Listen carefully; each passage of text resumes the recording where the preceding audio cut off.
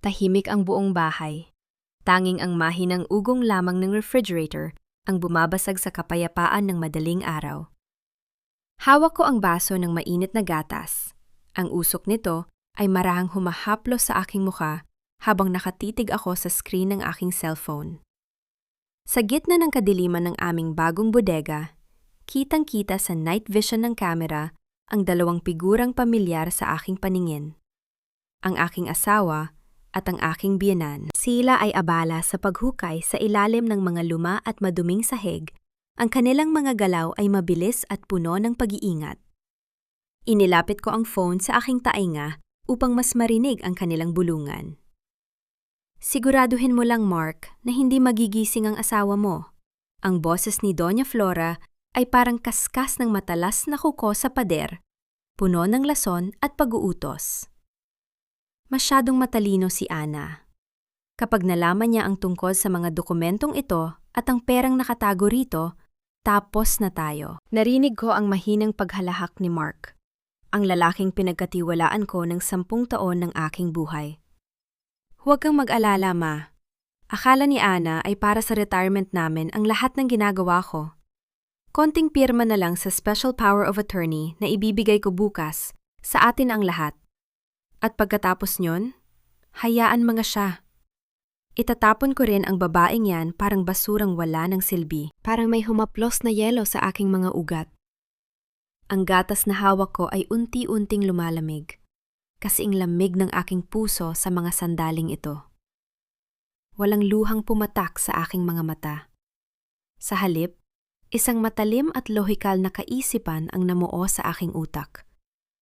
Ang pag-ibig na itinanim ko sa loob ng 1 dekada ay binunot ng isang pangungusap lamang. Narinig ko ang yabag ng mga paa mula sa pasilyo. Mabilis kong pinatay ang screen ng phone at inilapag ito ng nakataob sa mesa. Humigop ako ng gatas, nanatiling kalmado, habang pumasok si Mark sa kusina. Ang kanyang sapatos ay may bakas pa ng sariwang putik, at ang kanyang hininga ay humihingal pa ng bahagya. Love? Bakit gising ka pa? Lumapit siya sa akin. Ang kanyang muka ay suot ang maskara ng isang mapagmahal na asawa. Inakbayan niya ako at hinalikan sa sentido. Isang kilos na dati ay nagpapatibok ng aking puso. Ngunit ngayon ay nagdudulot na lamang ng matinding pandidiri. Tumingala ako sa kanya at numiti ng tipid. Hindi lang ako makatulog, Mark. Naninibago yata ako sa bago nating bahay. Ikaw, saan ka galing? Pawis na pawis ka. Hindi man lang siya kumurap. Chinek ko lang yung ingay sa bodega. Baka may daga lang. Alam mo naman, lumang bahay ito bago natin nabili. Hinawakan niya ang aking kamay, ang kanyang mga daliri ay tila mga galamay ng isang mapanganib na nilalang. Anyway, mabuti na ring gising ka. May mga documents akong kailangang ipakita sa'yo bukas na umaga. Para sa investment natin sa Makati. Kailangan ko ang pirma mo, okay? Ito na yon. Ang bitag na inihanda nila para sa akin. Ramdam ko ang pag-init ng aking dugo, ang ika-4 na antas ng galit na hindi sumasabog kundi nagiging isang matalas na patalim. Napansin ko ang isang dumi sa kanyang kwelyo. Isang piraso ng tuyang lupa mula sa ilalim ng bodega. Of course, Mark. I'll sign anything for our family. Ang boses ko ay matatag, walang panginginig. Dahil ang pamilya ang pinakamahalaga sa lahat, di ba? Bahaging nagbago ang ekspresyon ng kanyang mukha. Tila nagtataka sa aking biglang pagsang-ayon, ngunit agad din itong napalitan ng isang mapanuring ngisi. That's my girl. Sige na, ubusin mo na yan at matulog na tayo. Maaga pa tayo bukas. Pinanood ko siyang lumabas ng kusina. Sa bawat hakbang niya, lalang tumitibay ang aking desisyon. Ang bawat sakripisyo ko, ang bawat sentimong kinita ko bilang auditor na ibinigay ko sa kanya, lahat ng yon ay babawiin ko. Hindi ako iiyak. Ang luha ay para sa mga mahihina, at sa gabing ito, ang mahinang Ana ay tuluyan ng namatay. Kinuha ko muli ang aking phone. Hindi ako tumawag ng pulis. Hindi pa ngayon.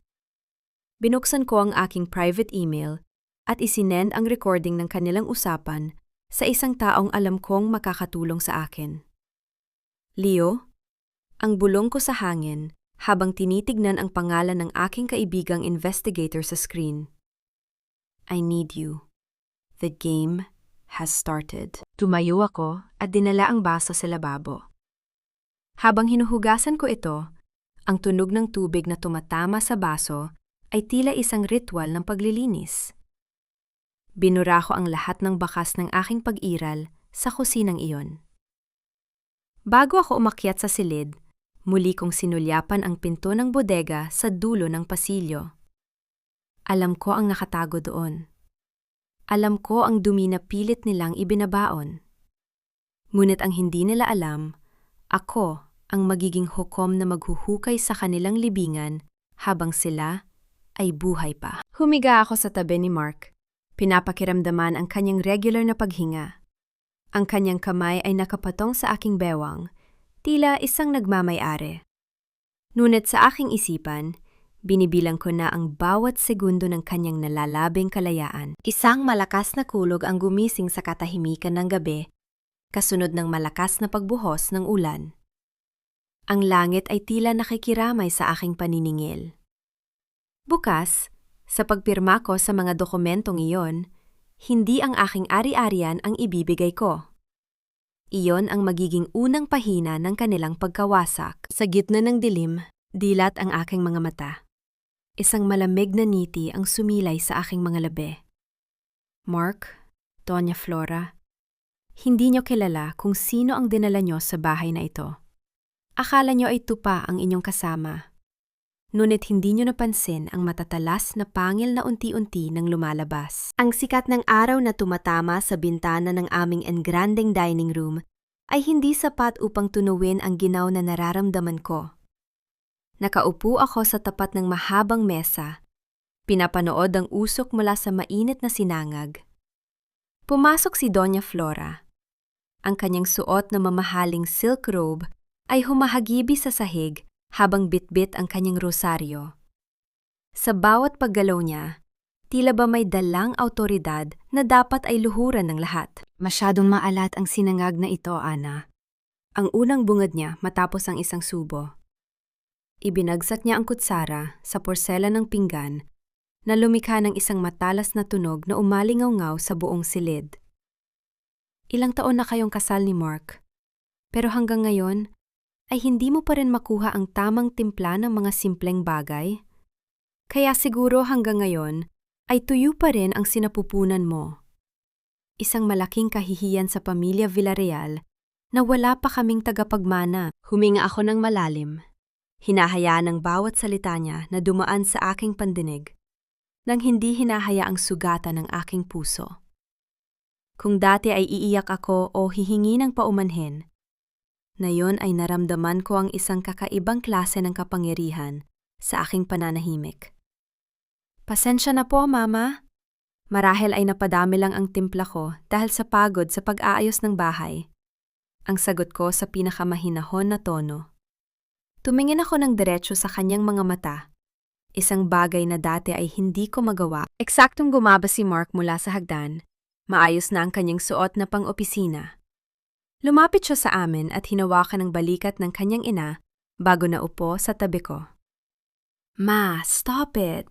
Masyado kang strikta kay Ana. Love, don't mind her. Alam mo namang, gusto lang ni Mama ang pinakamabuti para sa atin. Tiningnan ko si Mark. Ang kanyang mga mata ay puno ng pagkukunyari. I know, Mark. You are always the hero, 'di ba? Napatigil siya sa pag-inom ng kape at tila sinusuri ang aking sinabi. Of course. Kaya nga ayaw ko nang mapagod ka pa sa mga finances natin. I'll handle everything. You just stay home, relax, and focus on your health. Gusto ko, pagbalik ko mamaya, handa na yung papers na pinag-usapan natin. Habang nagsasalita siya, napadako ang aking tingin sa kanyang sapatos na nakalapag malapit sa pinto ng kusina. Ang putik na nakita ko kagabi ay naroon pa rin. Tuyo na at kumapit sa mamahaling balat ng sapatos. Iyon ang pisikal na ebidensya ng kanyang pagtataksil. Isang maruming katotohanan sa gitna ng kanilang malinis na kasuotan. Isang maikling tunog ng notification ang narinig mula sa aking phone na nasa ibabaw ng mesa. Mabilis ko itong kinuha. Isang mensahe mula kay Leo. The wolf is in the pen. Secure the perimeter. Alam kong naintindihan ni Leo ang aking pahiwatig. Sinimulan na niya ang pag-trace sa mga bank accounts ni Mark. Ibinalik ko ang phone sa bulsa ko at muling hinarap ang aking pagkain. By the way, Ana, sabi ni Doña Flora habang pinupunasan ang kanyang labi ng tela. Kailangan mong pirmahan ang special power of attorney para sa bagong property na bibilhin ni Mark sa Makati. It's for your future too. Huwag kang maging matigas ang ulo. Isang pirma mo lang, magiging kampante na ang buhay natin. Nilabas ni Mark ang isang folder mula sa kanyang briefcase at inilapag ito sa harap ko. Ang bawat pahina ay tila isang hatol ng kamatayan para sa aking kalayaan. Alam ko, bilang isang auditor, na ang SPA na ito ay hindi para sa property sa Makati. Ito ay ang susi upang mailipat nila ang lahat ng ari-arian na nasa pangalan ko patungo sa kanilang kumpanya. Pirman mo na, love. I have a meeting at 9:00 ng umaga. Kailangang dala ko na yan. Ang hirit ni Mark. Ang kanyang boses ay malambing, ngunit may kasamang hihintay na nagbabanta. Tumingin ako sa dokumento, pagkatapos ay sa kanilang dalawa. Ang kanilang mga mukha ay puno ng kasabikan, tila mga buwitrang naghihintay sa kanilang biktima. Kinuha ko ang ballpen na inabot ni Mark. Ang aking mga daliri ay malamig, ngunit ang aking isipan ay naglalayab sa linaw. Ana, ano pang hinihintay mo? Ang pagmamadali ni Doña Flora. Ang kanyang boses ay tumaas ng 1 oktaba. Huwag mong sayangin ang oras ng anak ko. Pirmahan mo na yan. Idiniin ni Doña Flora ang kanyang kamay sa aking balikat. Ang kanyang mga kuko ay tila ba gustong bumaon sa aking balat.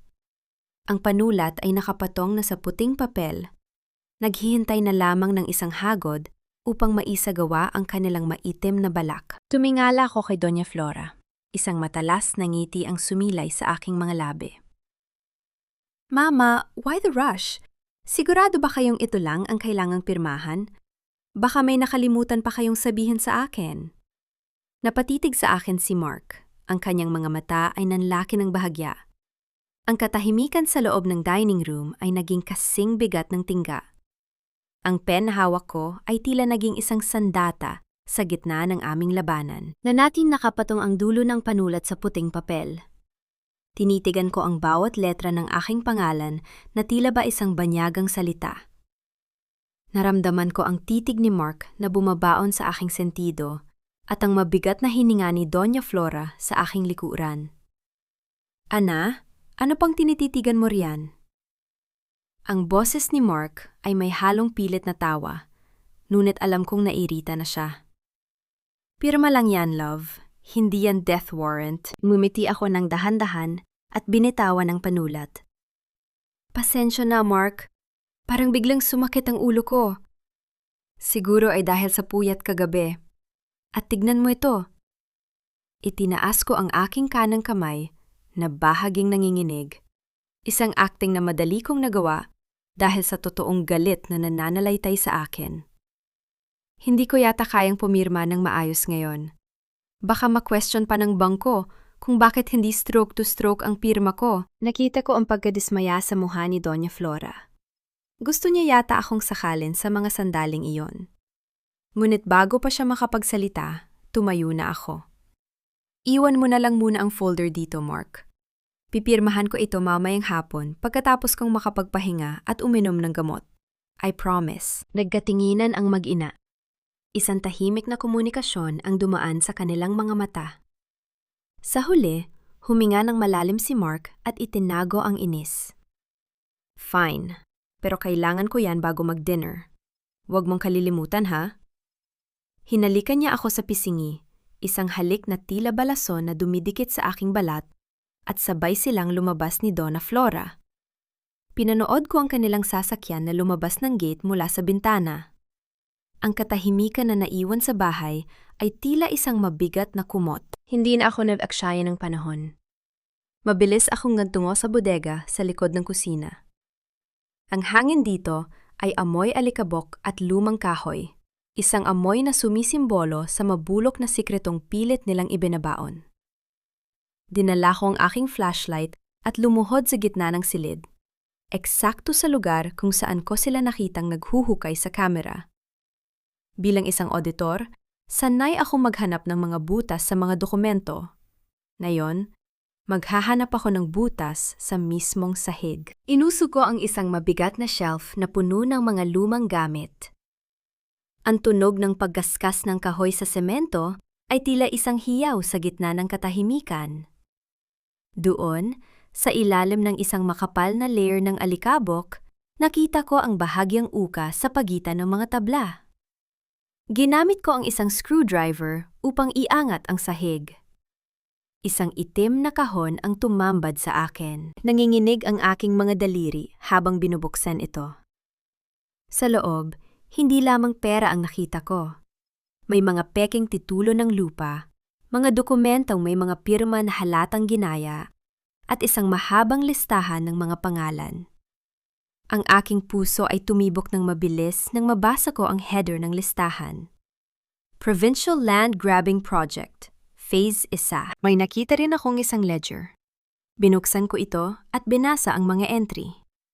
Ang bahay na tinitirhan namin, ang lahat ng karangyaan ni Donna Flora, ay galing sa isang foundation para sa mga batang ulila na matagal nang pinalaya sa kanilang lupain. Ninahaw nila ang kinabukasan ng mga walang laban upang itayo ang kanilang sariling palasyo. Naramdaman ko ang matinding pandidiri.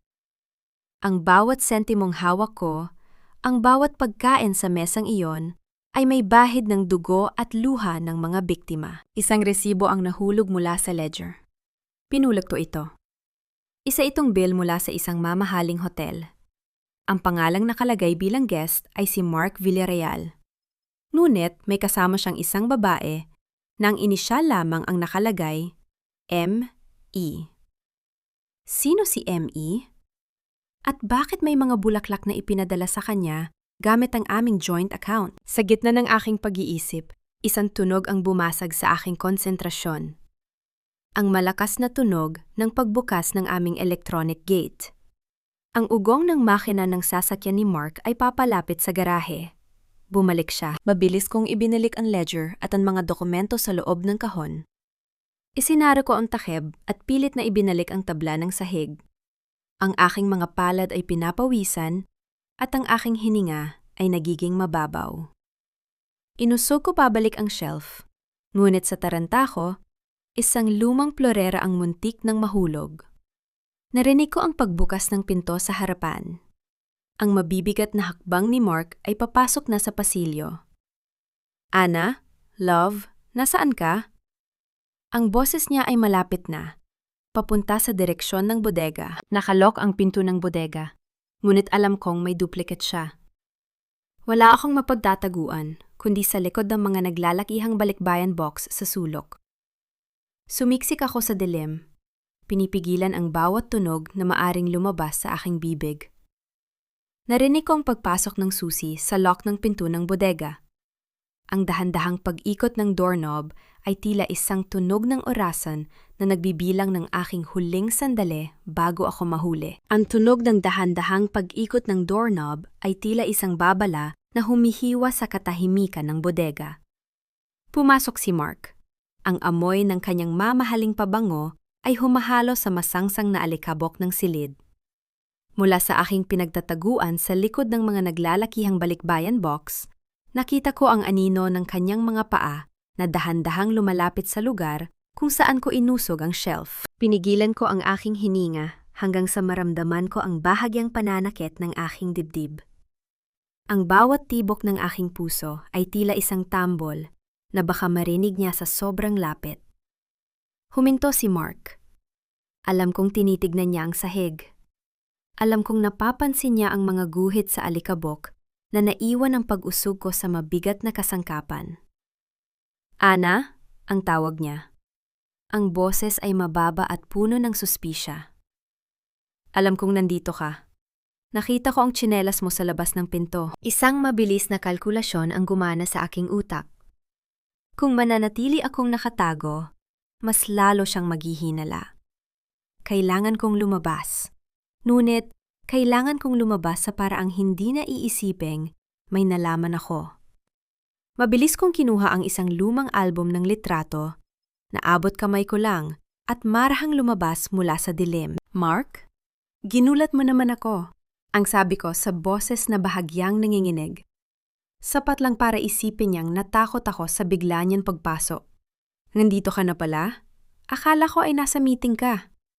Tumingin si Mark sa akin, pagkatapos ay sa album na hawak ko, at huli ay sa shelf na bahagyang wala sa ayos. Anong ginagawa mo rito, Ana? Sabi ko sa'yo ay magpahinga ka na lang sa kwarto. Itinaas ko ang lumang album. Hindi kasi ako makatulog.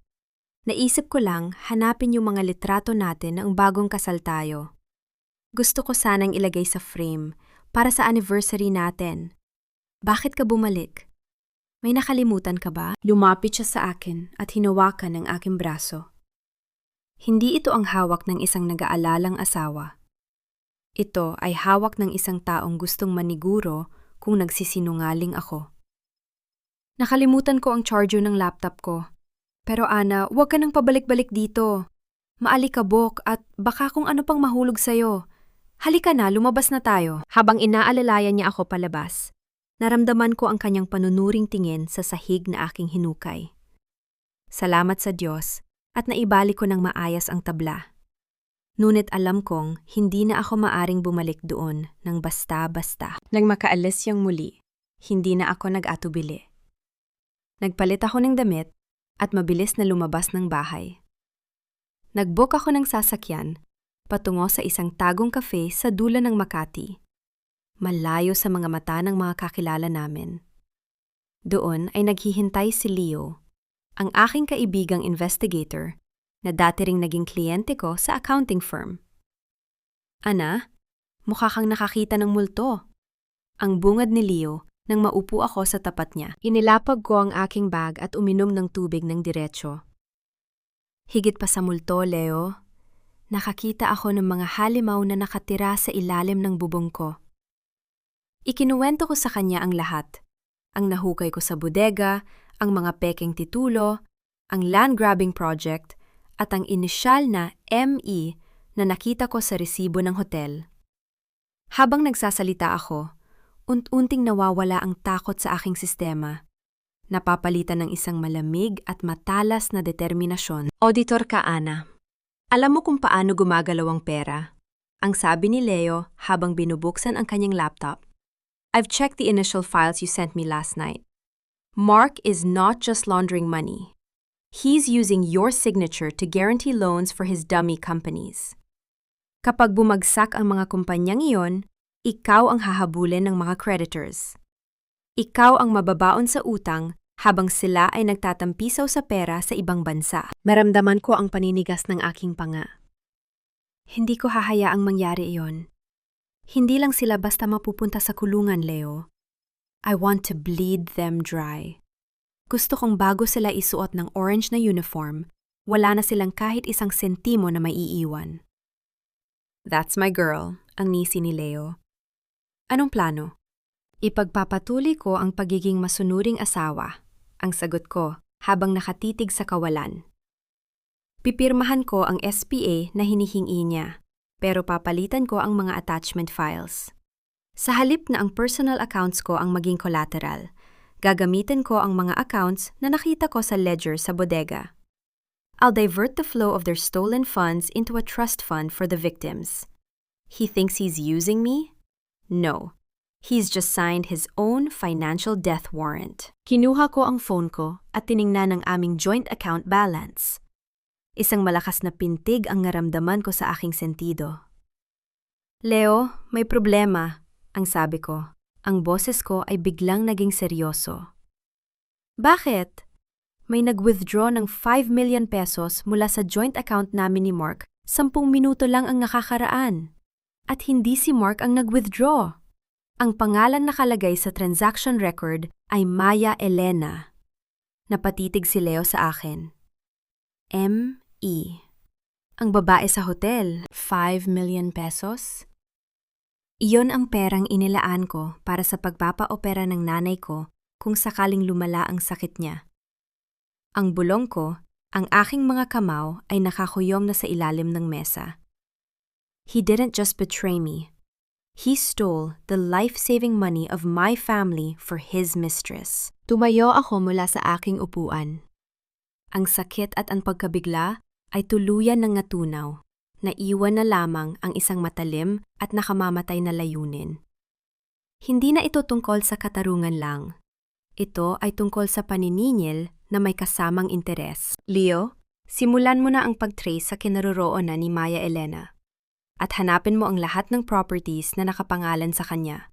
Ang utos ko, ang boses ko ay parang yelo na humihiwa sa hangin. Mark wants a surprise for our anniversary? I'll give him a funeral for his reputation and his fortune. Lumabas ako ng kafe, habang ang araw ay malakas na tumatama sa aking mukha.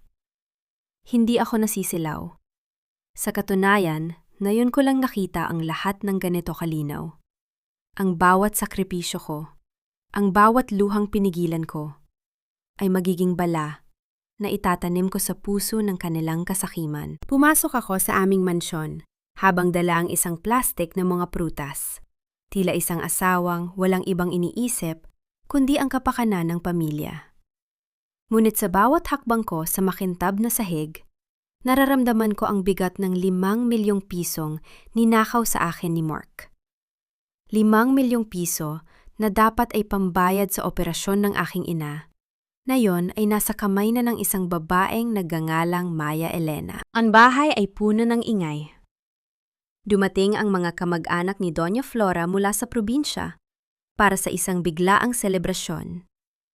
Ang amoy ng nilulutong adobo at sinigang ay humahalimuyak sa hangin. Ngunit para sa akin, ang bawat singaw ng pagkain ay tila laso na sumusuffocate sa aking sistema. Ana, narito ka na pala!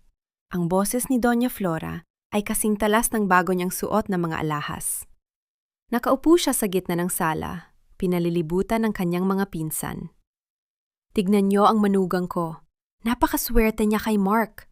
Biruin niyo, dinala siya ng anak ko mula sa isang maliit na apartment patungo sa palasyong ito. Utang niya sa amin ang bawat hininga niya rito. Mumiti lamang ako ng matipid. Ang pagtitimpi ko ay nasa dulo na. Ngunit kailangan kong manatiling kalmado. Opo, Mama. Napakaswerte ko po talaga.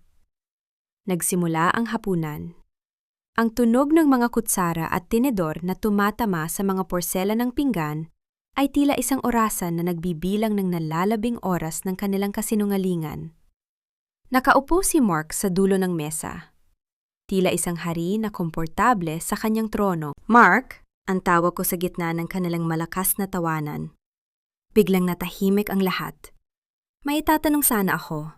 Kaninang hapon, nakatanggap ako ng notification mula sa bangko. May nag-withdraw ng 5 milyong piso mula sa joint account natin. Napatigil si Mark sa pagsubo. Ang kanyang mga mata ay bahagyang nanlaki at ang kanyang panga ay tumigas. Ah, yun ba, love? Gagamitin ko sana yung surprise investment para sa atin. Bakit mo ba tinitignan ang account natin? Hindi ba sabi ko sa'yo, ako na ang bahala sa lahat? Investment? 5 million pesos para sa investment na hindi ko alam?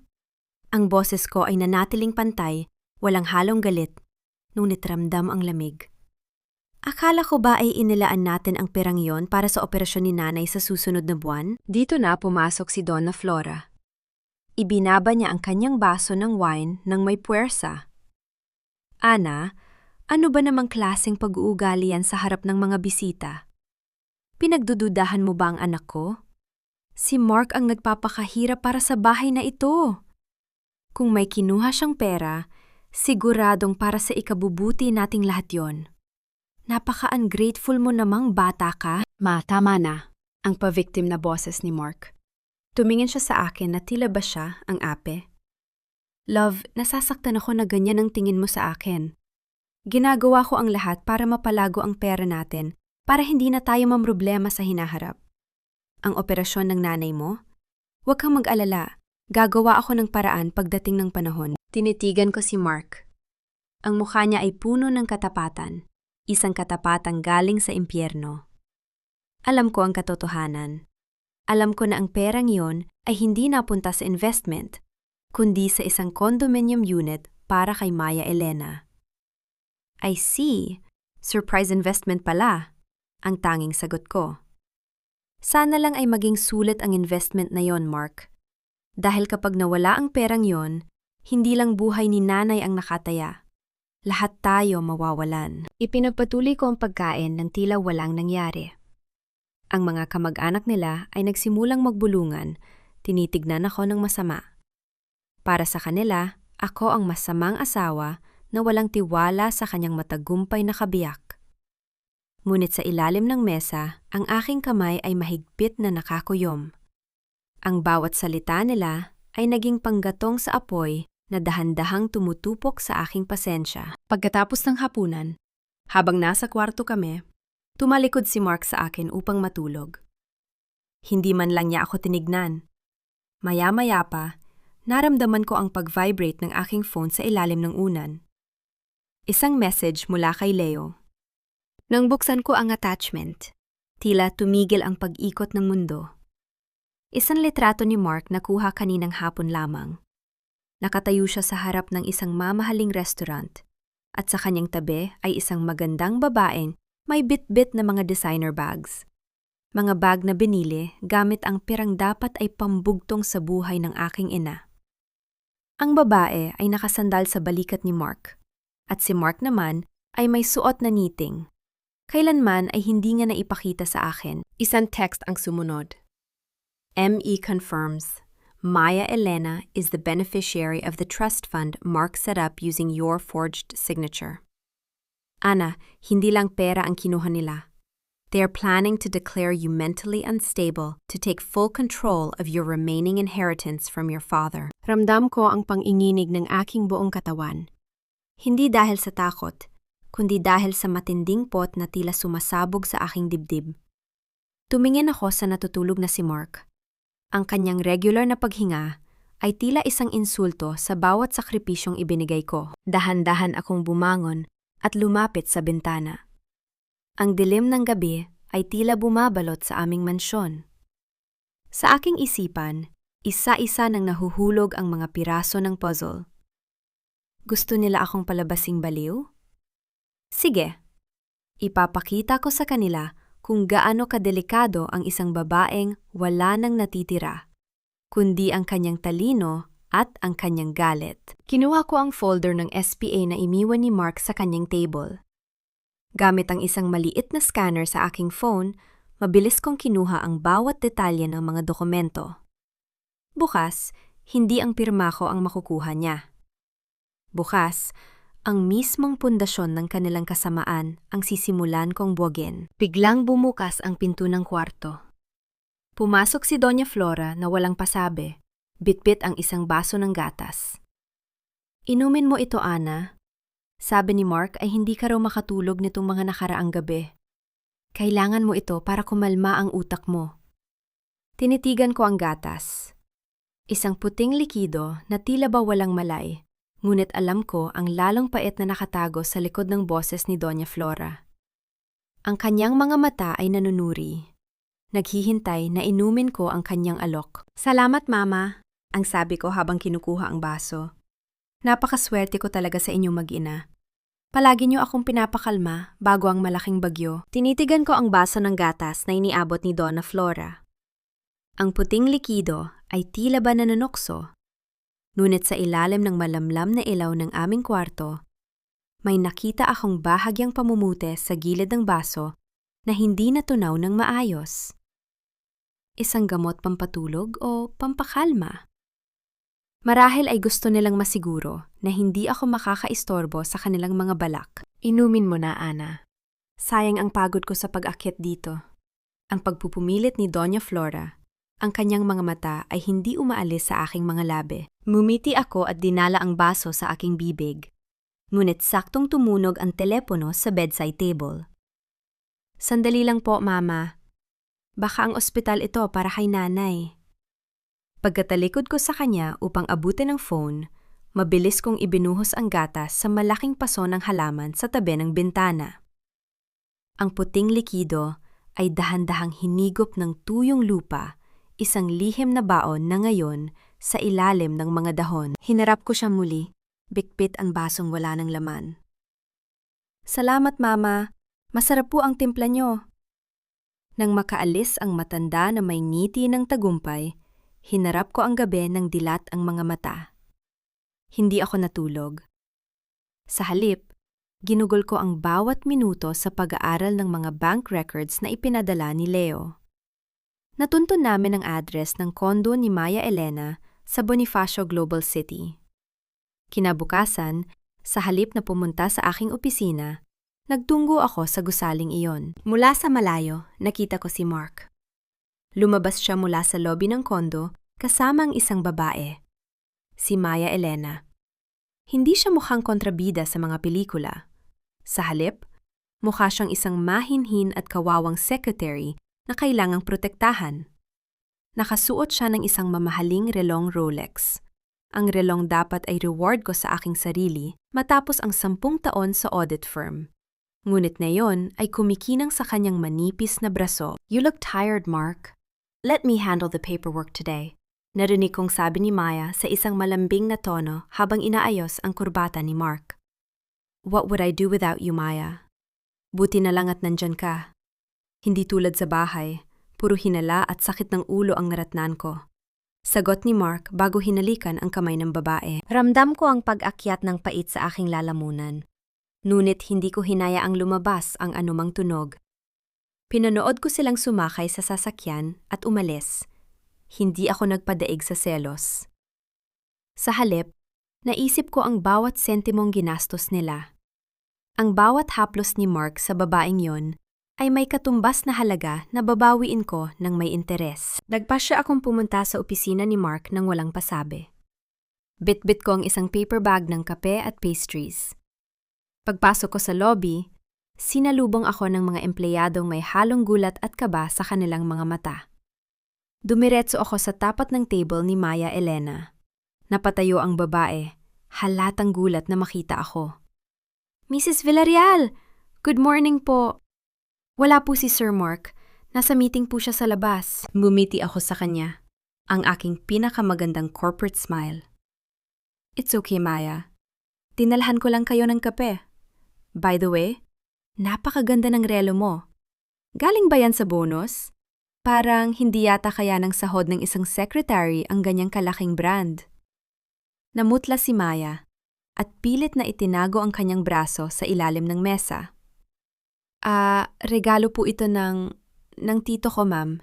Anniversary gift po." "How nice," ang sabi ko habang dahan-dahang lumalapit sa kanya. Sana lang ay hindi nakaw na sandali ang regalong iyon, Maya. Dahil ang mga bagay na hindi sa atin, mabilis na nababawi sa paraang hindi natin inaasahan. Iniwan ko siyang nakatulala at pumasok sa loob ng private office ni Mark. Alam ko ang password ng kanyang laptop, ang petsa ng aming kasal na hindi na kailanman pinalitan dahil sa sobrang kampante. Mabilis kong isinaksak ang aking encrypted drive at sinimulang i-copy ang lahat ng off-the-books transactions ng kanyang kumpanya. Naroon ang lahat. Ang mga invoice para sa mga pekeng materyales, ang mga suhol sa mga lokal na opisyal, at ang mga transfer ng pera patungo sa account ni Maya Elena na ginagamit nilang Money Mule. Habang tumatakbo ang progress bar ng file transfer, naramdaman ko ang kaba sa aking dibdib. Bawat segundo ay tila isang oras. Biglang bumukas ang pinto. Pumasok si Mark, hingal na hingal at bakas ang galit sa kanyang mukha.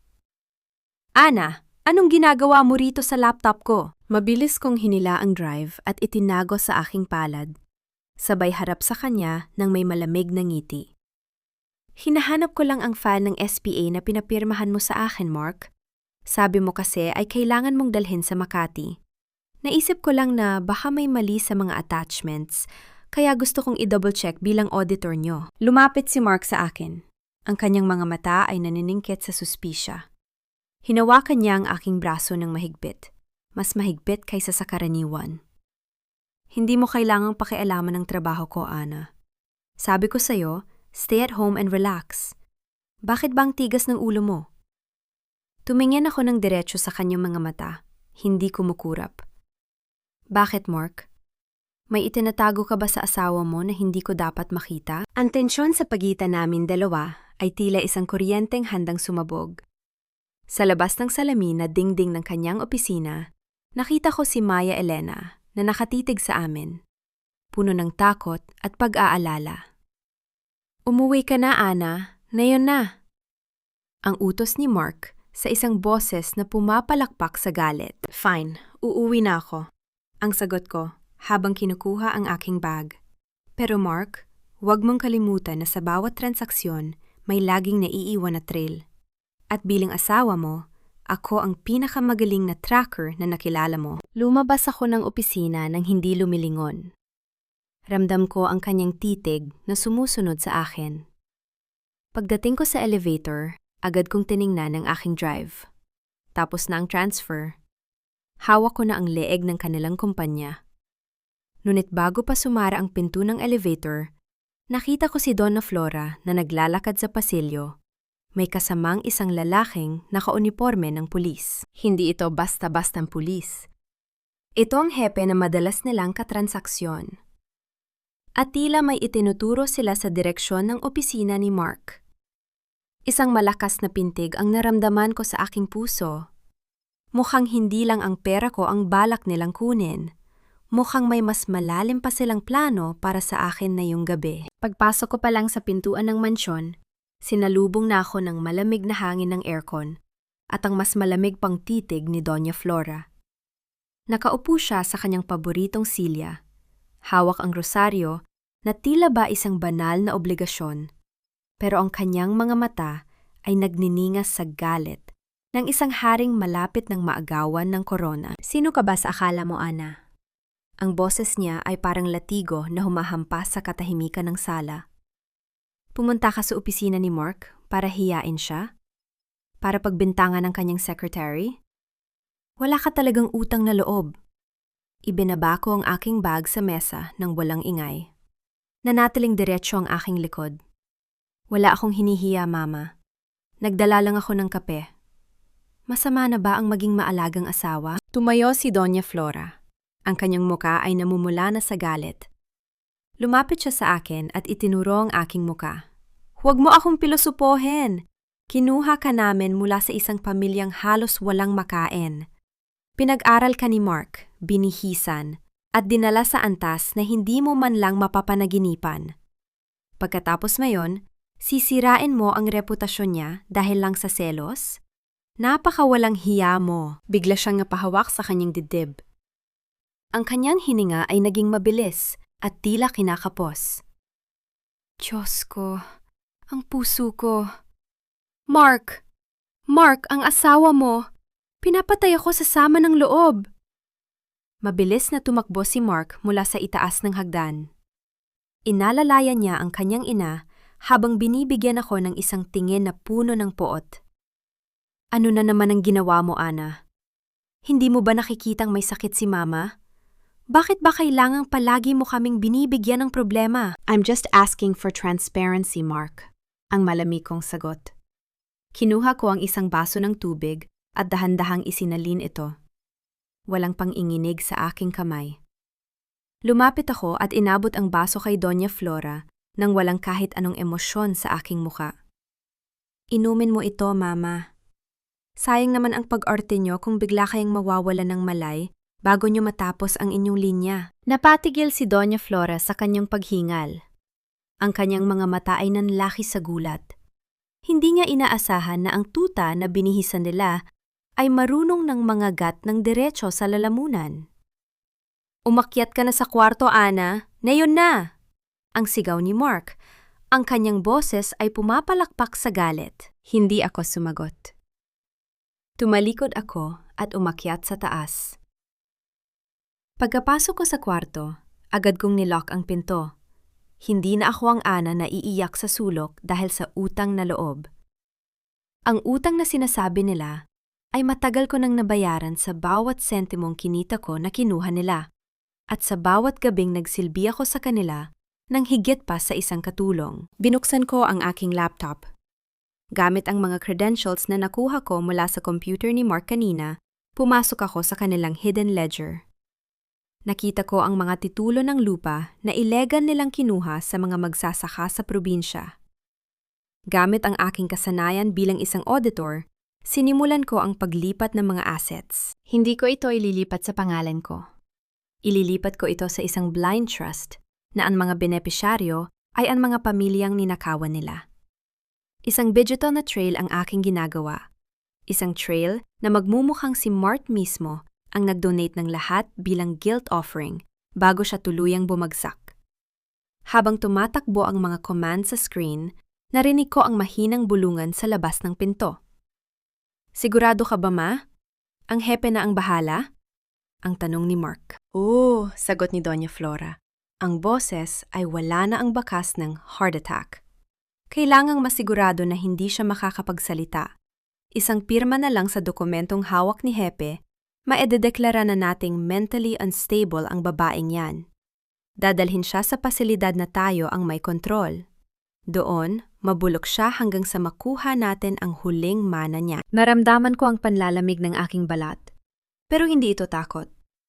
Ito ay ang purong determinasyon ng isang taong wala ng balak umatras.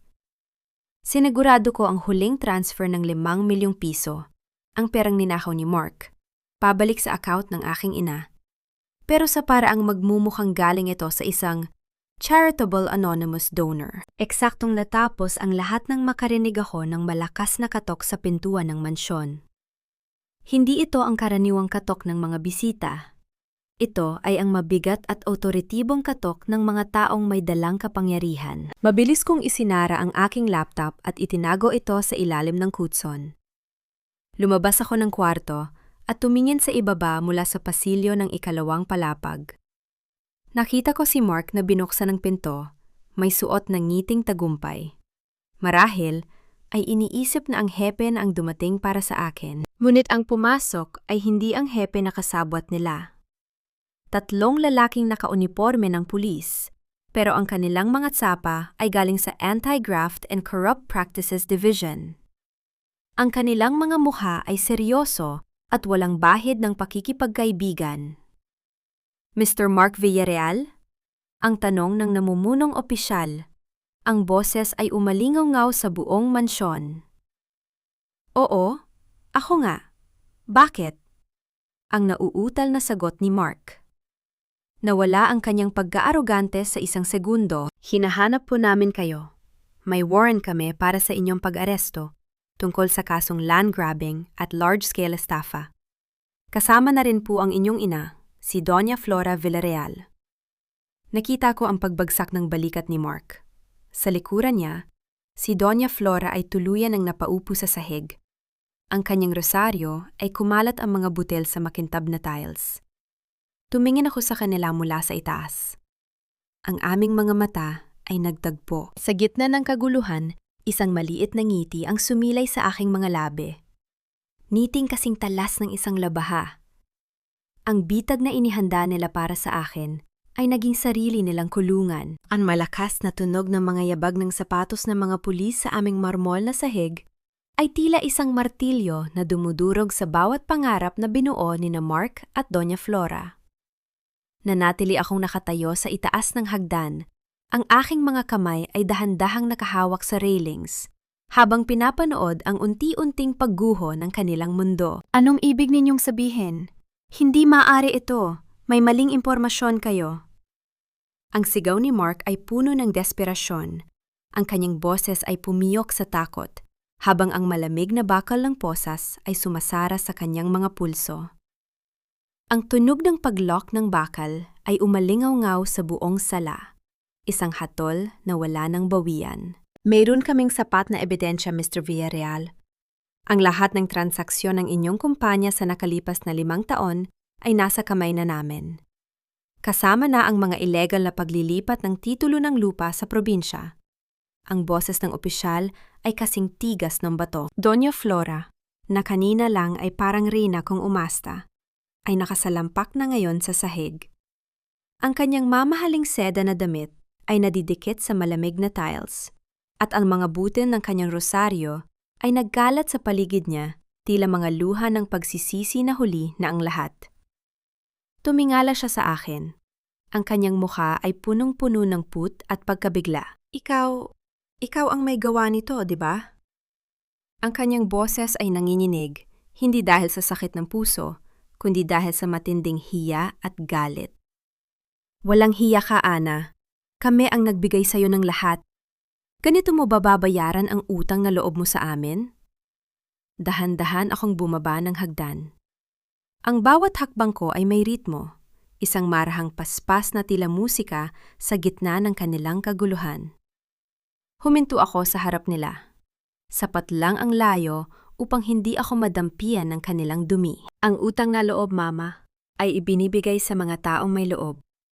Pero sa inyong dalawa, ang tanging meron kayo ay kasakiman. Ang boses ko ay mababa, walang halong galit, kundi purong luika. Tumingin ako kay Mark na ngayon ay hindi na makatingin ng diretso sa akin. At ang lahat ng ibinigay niyo sa akin, perang ninakaw niyo rin sa mga taong walang laban. Ikinahiya ko na naging bahagi ako ng pamilyang ito. Ana, please, mag-usap tayo. Maari nating ayusin ito. Ang pakiusap ni Mark, ang kanyang mga mata ay nagmamakaawa na parang isang basang sisiw. Mahal kita, di ba? Ginawa ko lang ang lahat para sa atin. Isang maikling tawa ang lumabas sa aking mga labi. Isang tawa na walang saya. Mahal? Ang pagmamahal ay hindi nagnanakaw ng pera para sa operasyon ng nanay ng asawa mo para lang ibigay sa kabit mo. At lalong hindi ito nagpaplano na ipakulong ang sariling asawa sa isang mental facility. Napatigil si Mark.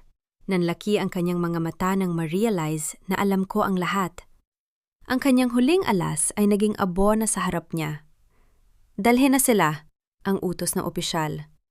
Habang hinihila sila palabas, lumapit sa akin ang isa pang investigador na may hawak na isang asul na folder. Mrs. Villarreal? Kailangan din po naming suriin ang inyong bodega. May mga impormasyon kaming natanggap na may kinalaman ang bahay na ito sa pagkawala ng dating may-ari nito 5 taon na ang nakalilipas.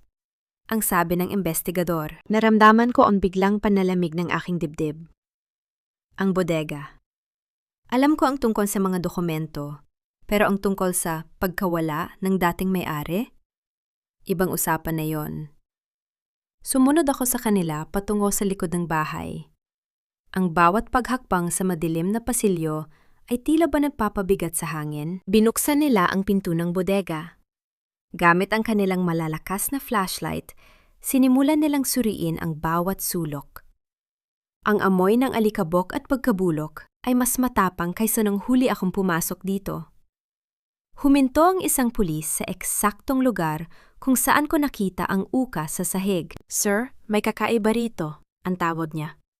Ginamit nila ang mga kagamitan upang tuluyang buksan ang mga tabla ng sahig. Hindi lang ang itim na kahon ang naroon. Sa ilalim ng mas malalim pang hukay, may nakita silang isang bagay na nagpatigil sa lahat. Isang piraso ng tilang kupas na nakabalot sa isang matigas at mahabang bagay. Nang dahan-dahan itong buksan, tumambad ang isang kalansay ng tao. Kasama nito ang isang singsing na may nakaukit na pamilyar na inisyal. Ito ang dating may-ari ng bahay, ang bulong ng investigador. Hindi siya umalis ng bansa. Pinatay siya rito. Naramdaman ko ang pag-ikot ng aking sikmura. Hindi lang mga magnanakaw ang kasama ko sa bahay na ito. Mga mamamatay tao sila. Tumingin ako sa labas, kung saan isinasakay na si Mark sa sasakyan ng pulis. Lumingon siya sa akin sa huling pagkakataon at sa dilim ng gabi, nakita ko ang isang ngising na kakangilabot sa kanyang mukha. Isang ngising tila ba nagsasabing, hindi pa tapos ang lahat. Bago pa sumara ang pinto ng sasakyan, isang maliit na bata ang lumapit sa aming gate, may bitbit na isang sulat. Inabot niya ito sa akin nang walang kibo at mabilis na tumakbo palayo. Pinuksan ko ang sulat sa ilalim ng ilaw ng post. Hindi ikaw ang unang asawa, Ana. At hindi ka rin ang huling biktima. Mag-ingat ka sa chief. Ang aking puso ay tumibok ng napakabilis. Ang hepe na kasabot nila ay hindi kasama sa mga naaresto. At ang inisyal na nakita ko sa singsing sa ilalim ng sahig? M.E. Hindi si Maya Elena ang tinutukoy ng inisyal na iyon. Ang inisyal ay para sa isang taong dapat ay matagal nang wala sa mundong ito. Ang katahimikan sa loob ng mansyon matapos ang ingay ng mga sirena ay mas nakabibingi kaysa sa anumang sigaw. Nakapayo ako sa gitna ng sala. Yakap ang aking sarili habang pinapanood ang mga tauhan ng punerarya na inilalabas ang mga labi mula sa bodega. Ang bawat hakbang nila ay tila pagyanig sa pundasyon ng bahay na ito. Ang M.E. sa singsing. Maria Elena? Mercedes Elena? Ang pangalang iyon ay tila isang sumpa na bumabalot sa hangin. Mrs. Villarreal? Isang malalim na boses ang pumutol sa aking pag-iisip. Lumingon ako at nakita si Chief de la Cruz. Ang kanyang uniporme ay malinis, walang kahit anong gusot. Ngunit ang kanyang mga mata ay tila dalawang madilim na balon na walang kailaliman. Siya ang hepe na binanggit sa sulat. Siya ang chief na dapat kong katakutan. Chief, akala ko ay natapos na ang inyong operasyon dito. Ang sabi ko sa pinakamalamig na tono na kaya kong ilabas. Mumiti siya, isang ngiting hindi umabot sa kanyang mga mata. Lumapit siya sa akin ng bahagya, sapat lang upang maramdaman ko ang bigat ng kanyang presensya. Gusto ko lang siguraduhin na okay ka, Ana. Malaking trauma ito para sa isang asawa. Ang matuklasan na ang asawa mo ay hindi lang pala nagnanakaw, kundi may itinatago ring bangkay sa ilalim ng inyong sahig. I am fine, Chief. Mas mabuti nang malaman ang katotohanan kaysa mabuhay sa kasinungalingan. Ang sagot ko habang hindi kumukurap. Tandaan mo, Ana, sa bawat kaso, may mga detalye na mas mabuting manatiling nakabaon. Para na rin sa katahimikan mo. Ang boses niya ay naging mas mababa, tila isang babala na binalot sa kunwaring pag-aalala. Huwag kang masyadong maghukay ng malalim. Baka hindi mo magustuhan ang makikita mo sa dulo. Pagkaalis niya, naramdaman ko ang panghinginig ng aking tuhod. Ngunit agad ko itong pinigilan. Hindi ako pwedeng manghina. Tinawagan ko si Leo. Leo, kailangan ko ang lahat ng records tungkol sa dating asawa ni Mark. At hanapin mo kung sino si Maria Elena Villarreal, ang utos ko. Ana, mag-ingat ka. Chief de la Cruz is not just a police officer. He is the one who cleaned Mark's mess 10 years ago. Sila ang nagbaon sa nakaraan ni Mark bago kanya nakilala. Ang babala ni Leo sa kabilang linya. Pumasok ako sa kwarto ni Doña Flora. Alam ko na may itinatago ang matandang iyon na higit pa sa mga alahas. Ginalugad ko ang kanyang mga drawer, ang bawat sulok ng kanyang cabinet. Doon, sa likod ng isang malaking frame ng Birheng Maria, nakita ko ang isang maliit na compartment. Sa loob nito ay isang lumang album.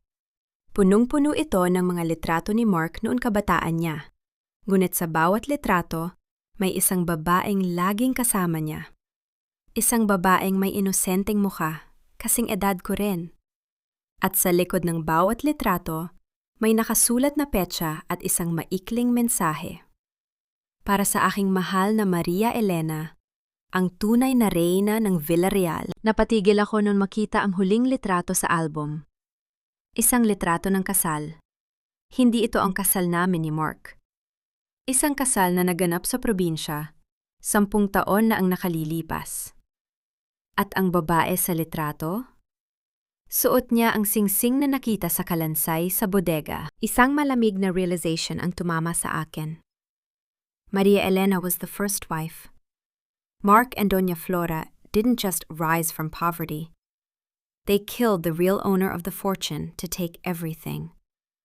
At ako? Ako ang napili nila para maging bagong mukha ng kanilang legal na yaman dahil sa aking credentials bilang auditor. Ako ang gagamitin nila para linisin ang perang dumanak ang dugo. Biglang namatay ang lahat ng ilaw sa mansyon. Ang katahimikan ay naging mas nakakangilabot. Narinig ko ang mahinang pag-ikot ng doorknob ng aking kwarto. Hindi ito si Mark. Si Mark ay nasa kulungan. Hindi rin ito si Doña Flora. Isang mabigat na yabag ng sapatos ang narinig ko sa labas ng pinto. Ang tunog ng dahan-dahang paglakad sa kahoy na sahig ay tila isang orasan na nagbibilang ng aking huling hininga. Ana, alam kong gising ka pa. Ang boses ni Chief De La Cruz ay nanggagaling sa kabilang panig ng pinto. Ibinigay na sa akin ni Doña Flora ang susi. Sabi niya, tapusin na raw natin ang gulo na sinimulan mo. Mabilis akong lumapit sa bintana, ngunit bago ko pa ito mabuksan, narinig ko ang tunog ng pag-unlock ng pinto.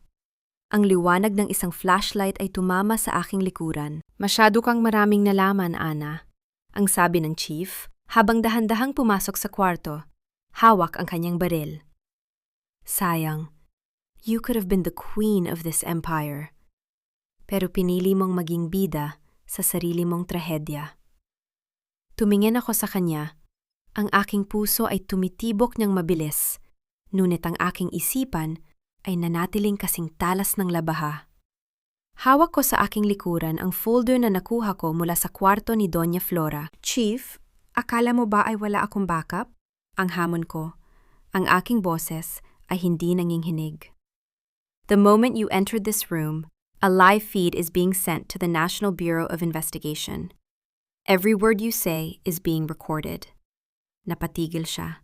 Ang kanyang muka ay naguluhan sa loob ng isang segundo. Ginamit ko ang pagkakataong yon upang sumigaw ng malakas. Hindi sigaw ng takot, kundi isang hudyat.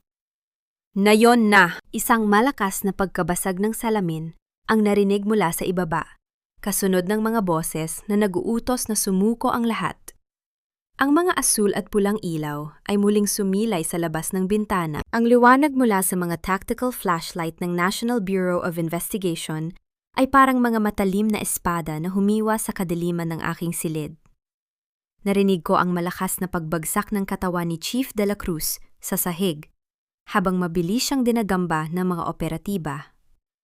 Ang tunog ng kanyang baril na tumama sa kahoy na sahig ay tila isang tuldok sa mahabang panahon ng kanyang pananakot. Huwag kayong kikilos! Bitawan ang sandata! Ang sigaw ng isang boses na puno ng awtoridad. Nanatili akong nakatayo sa tabi ng bintana. Ang aking mga kamay ay bahagyang nanginginig, ngunit ang aking paningin ay nanatiling diretso kay De La Cruz. Nakadapa siya ngayon. Ang kanyang pisingi ay nakadiin sa sahig na dati ay nalalakaran niya ng may kapalaluan. Ang mga posas na isinara sa kanyang mga kamay ay naglabas ng isang matalas na tunog. Isang tunog ng katarungang matagal na nabaon sa ilalim ng bahay na ito. Lumapit sa akin si Leo, kasama ang isang babaeng opisyal ng NBI. Ana, tapos na. Nakuha namin ang sapat na ebidensya mula sa livestream at sa mga files na ipinadala mo. You are safe now. Huminga ako ng malalim. Ang hangin na pubasok sa aking baga ay tila mas malinis, mas magaan. Hindi pa tapos ang lahat, Leo. Kailangan kong makita ang mga mukha nila sa huling pagkakataon. Gusto kong makita ang pagguho ng palasyong itinayo nila sa ibabaw ng mga bangkay. Kinabukasan, sa loob ng visitation room ng detention center, nakaharap ko sina Mark at Doña Flora. Nakahiwalay sila ng selda, ngunit pinayagan ng isang sandali na magkasama sila upang harapin ako. Wala na ang mamahaling seda ni Doña Flora. Suot niya na ang orange na uniforme na nagpapagmukha sa kanyang matanda at lantang dahon. Si Mark naman ay nakayuko. Ang kanyang mga mata ay mamasa-masa. Handa na namang isuot ang maskara ng isang biktima. Ana, love, please, makinig ka. Ang unang bungad ni Mark, ang kanyang boses ay nanginginig sa pilit na emosyon. Ginawa ko lang ang lahat dahil tinakot ako ni Chief De La Cruz. Siya ang pumatay kay Maria Elena. Pinilit lang niya kaming itago ang bangkay para makuha niya ang parte niya sa lupa. Ana, asawa mo ako. Iligtas mo ako rito. Tinitigan ko si Mark. Ang kanyang mga salita ay, tila ba mga dumi na pilit niyang ipinapahid sa akin? Hanggang ngayon ba, Mark? Akala mo ay tanga pa rin ako? Nakita ko ang mga sulat sa album ni Mama. Nakita ko ang mga bank transfers mo kay De La Cruz bago pa man mamatay si Maria Elena. Hindi ka biktima. Ikaw ang arkitekto ng lahat ng ito. Walang hiya ka. Ang hiyaw ni Doña Flora. Pilit niyang inaabot ang salamin na namamagitan sa amin. Kami ang nagbigay sa iyo ng dangal. Kung hindi dahil sa amin, isa ka lang hamak na auditor sa isang maliit na kumpanya. Inubos mo ang lahat ng pinaghirapan namin. Nasaan ang pera? Nasaan ang mga titulo? Isang malamig na ngiti ang sumilay sa aking mga labi. Inilabas ko ang isang tablet at ipinakita sa kanila ang mga dokumentong kakatapos lang ma-finalize ni Leo at ng mga abogado ng mga biktima. Ang pera? Ang mga titulo? Wala na, Mama. Ang boses ko ay mahinahon, pero kasing talas ng labaha. Lahat ng assets ng Villarreal Group ay na-freeze na at inilipat sa isang trust fund para sa mga pamilya sa probinsya na ninakawan niya ng lupa. Ang 5 milyong piso na kinuha ni Mark para kay Maya Elena, na-trace na rin at naibalik sa account ni Nanay bilang pambayad sa kanyang operasyon at danyos perwisyo. Nakita ko ang unti-unting pagkawala ng kulay sa mukha ni Mark. Ang kanyang mga kamay ay nagsimulang manginig sa ibabaw ng mesa. At ang pinaka-importanting balita, pagpapatuloy ko, ang aking tingin ay nakatuon na ngayon kay Doña Flora. Ang bangkay ni Maria Elena, nakuha na ang DNA match. Hindi siya namatay sa aksidente. May nakitang bakas ng lason sa kanyang mga buto. Ang pareho lason na pilit mong ipinapainom sa akin gabi-gabi sa baso ng gatas. You didn't just kill her for the money, Mama. You killed her because she found out you were stealing from the foundation, long before Mark became the CEO. Napaupo ng tuwid si Doña Flora. Ang kanyang mga mata ay nanlaki sa matinding takot. Ang kanyang heart attack na acting ay hindi na lumabas. Sa halip, ang tunay na takot sa kamatayan at pagkabilanggo ang bumalot sa kanya. Ana, please, huwag mong gawin ito. Ang pagmamakaawa ni Mark. Tuluyan nang lumabas ang mga luha sa kanyang mga mata. Magsisimula tayo muli. I'll do anything. Gagawin ko ang lahat ng gusto mo. Tumayo ako mula sa aking upuan. Inayos ko ang aking blazer at tinitigan sila ng may huling pandidire. Ang pagkakaiba natin, Mark, ay meron akong konsensya.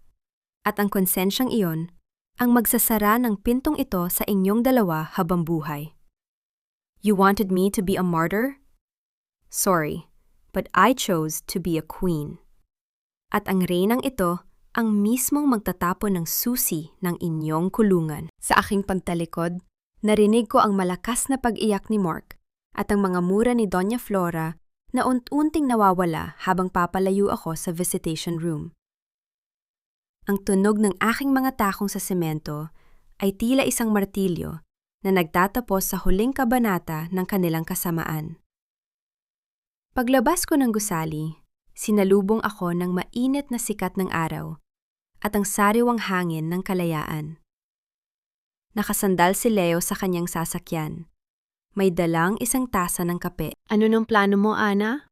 Ang tanong niya habang iniaabot ang kape sa akin. Tiningnan ko ang malawak na kalsada ng Makati. Magsisimula ako muli, Leo.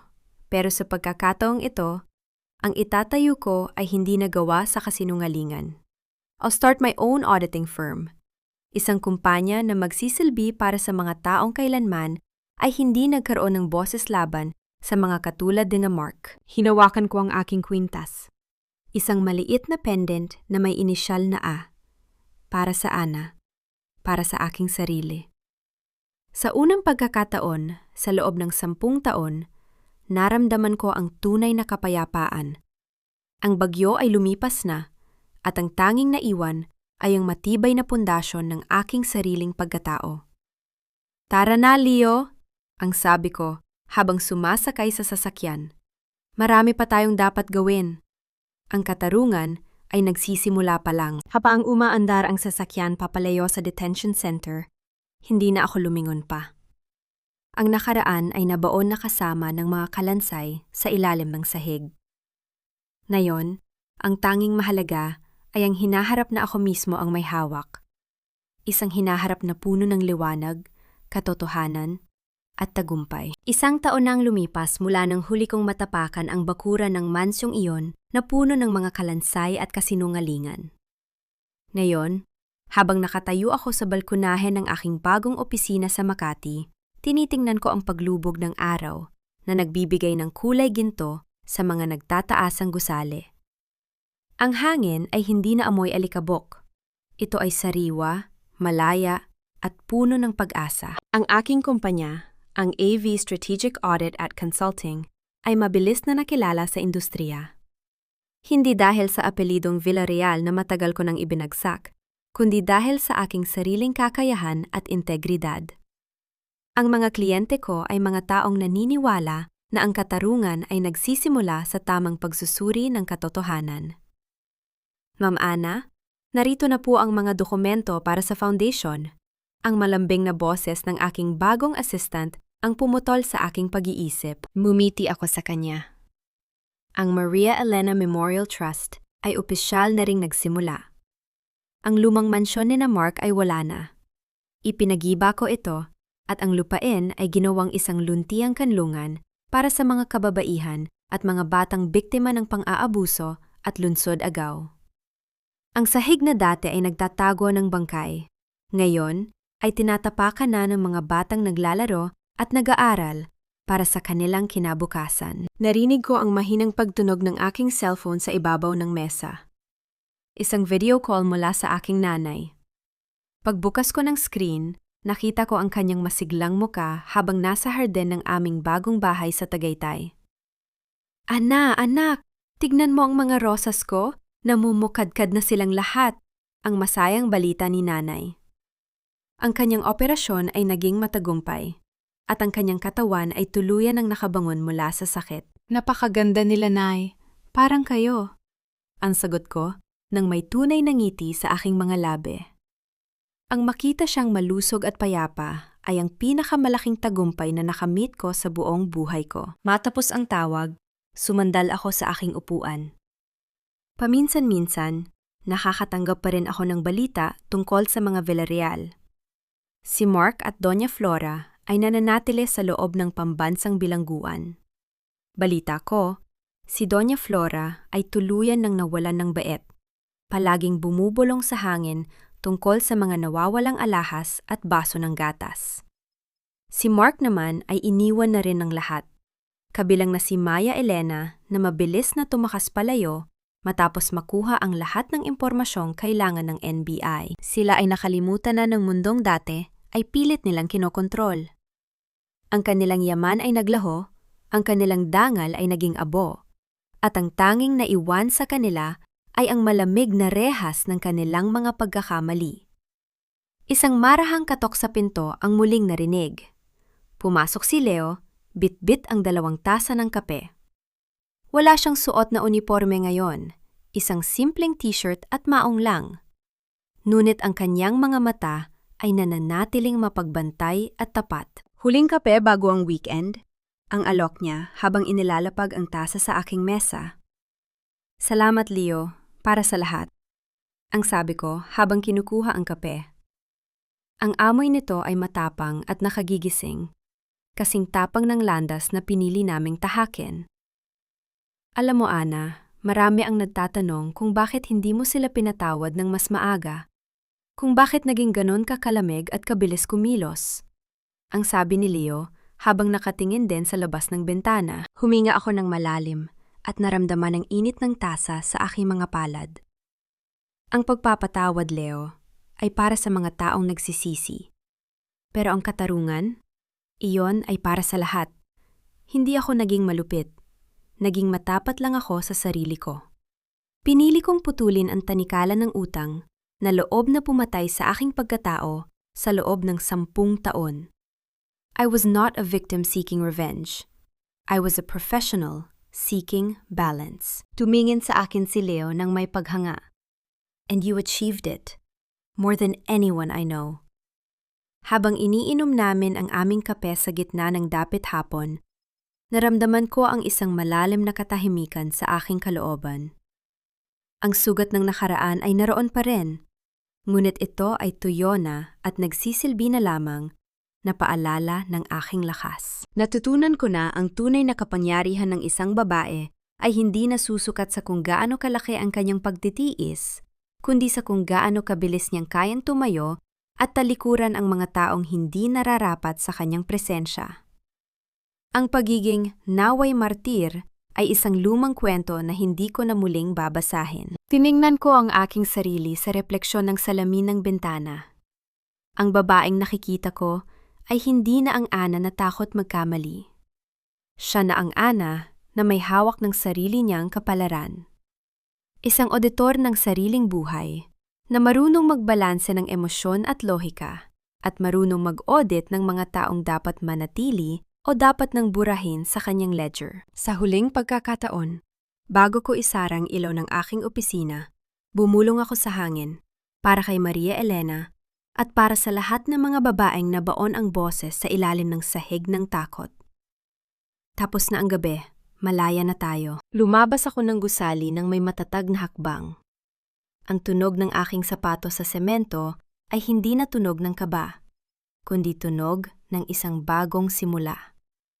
Ang aking paglalakbay ay hindi nagtapos sa paghihigante. Ito ay nagsimula sa aking pagbangon. At sa bawat hakbang, ramdam ko ang malakas na pintig ng aking puso. Matapang, malaya, at higit sa lahat, buo.